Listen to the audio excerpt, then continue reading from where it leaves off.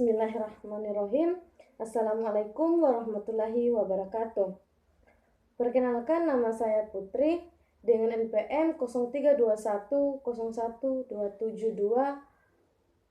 Prodi PGSD, Fakultas Keguruan dan Ilmu Pendidikan Universitas Muhammadiyah Buton.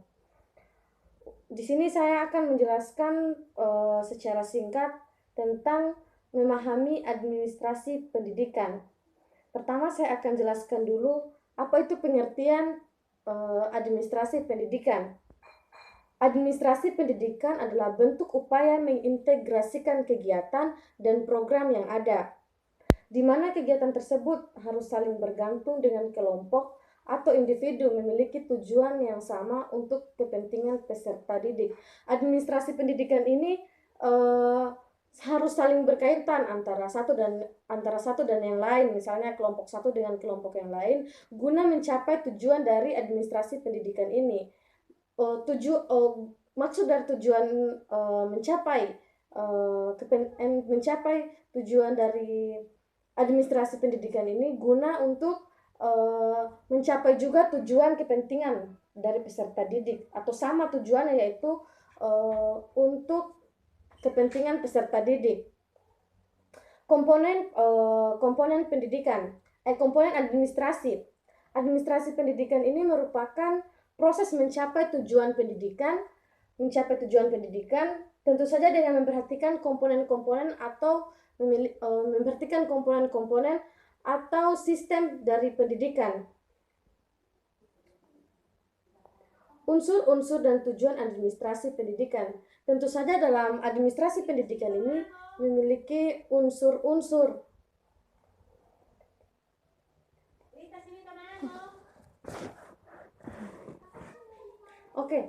Unsur-unsur dari administrasi pendidikan ini. Salah satunya menurut Sondang P. Siagian, ia menyampaikan bahwa setidaknya ada beberapa unsur, di antaranya ada lebih dari dua orang maksudnya. Kemudian memiliki tujuan. Ada tugas yang dikerjakan dengan peralatan dan perlengkapan pula yang harus lengkap. Tujuan administrasi pendidikan tidak hanya berfokus kepada pengertian administrasi pendidikan, tetapi dia juga berfokus pada satu, yaitu tujuan administrasi pendidikan. Lalu apa sih tujuan dari administrasi pendidikan ini? Tujuan dari administrasi pendidikan ini adalah mencapai tujuan pendidikan, yaitu mencapai tujuan pendidikan dari peserta didik.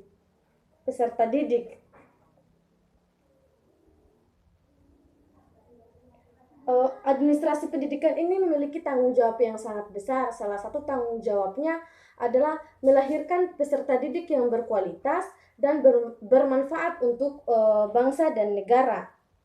Di mana tanggung jawabnya ini sangat besar karena melahirkan sebuah peserta didik yang bertanggung jawab dan berkualitas itu tidak mudah atau tidak gampang seperti membalikan telapak tangan, tetapi butuh perjuangan dan pengorbanan. Karena untuk mencapai itu semua, maka kita harus mengajarkan peserta didik bagaimana dia harus berwibawa, bersikap berakhlak, dia harus cerdas, dia harus disiplin, dia harus bisa bertanggung jawab, dan harus bisa dipercaya. Selanjutnya adalah peranan fungsi administrasi pendidikan. Misalnya, administrasi ini memiliki 8 peranan sebagai berikut. Yang pertama, planning. Planning ini adalah sebuah perencanaan. Dalam mencapai tujuan pendidikan itu, kita harus memiliki perencanaan.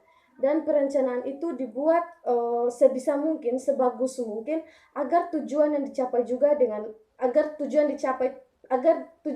itu juga secara maksimal. Perencanaan tersebut juga tidak dilakukan secara semena-mena, tetapi melalui kesepakatan bersama. Misalnya keputusan tersebut diambil bukan hanya karena satu orang, tetapi dia harus bersama-sama. Misalnya kepala sekolah harus juga menanyakan kepada guru-gurunya apakah ini sudah termasuk, maksudnya sudah bagus untuk administrasi pendidikan. Dia harus ada perencanaan. Yang selanjutnya ada pengorganisasian. Perorganisasian juga sangat diperlukan, terutama untuk membangun hubungan antara guru yang satu dengan guru yang lain, ataupun membangun hubungan antara guru dengan siswa-siswanya. Karena tidak akan terjadi sebuah hubungan yang baru jika gurunya, misalnya salah satu guru-guru dalam sekolah tersebut atau dalam lingkup pendidikan tersebut tidak saling akur. Jadi harus ada pengorganisasiannya. Yang ketiga ada koordinasi. Penting sekali melakukan koordinasi, terutama koordinasi yang dilandasi dengan komunikasi yang baik. Jadi dalam satu sekolah itu harus memiliki koordinasi yang baik atau komunikasi yang baik antara guru maupun siswa. Maksudnya guru sama-sama guru, atasan kepada bawahan, bawahan kepada atasan, ataupun guru-guru kepada siswanya. Selanjutnya ada komunikasi. Membangun komunikasi adalah syarat penting agar terjalin antara pendidikan dan peserta didik. Itu yang saya maksud tadi pada koordinasi dan juga pengorganisasian. Dia harus ada komunikasi yang baik.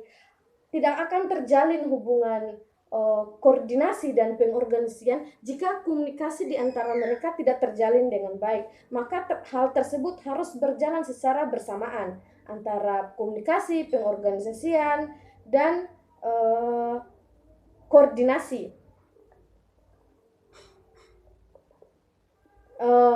Dan masih ada yang lainnya seperti kepegawaian, penganggaran, penilaian, dan lain-lain. Mungkin itu saja yang dapat saya sampaikan. Lebih dan kurangnya mohon dimaafkan.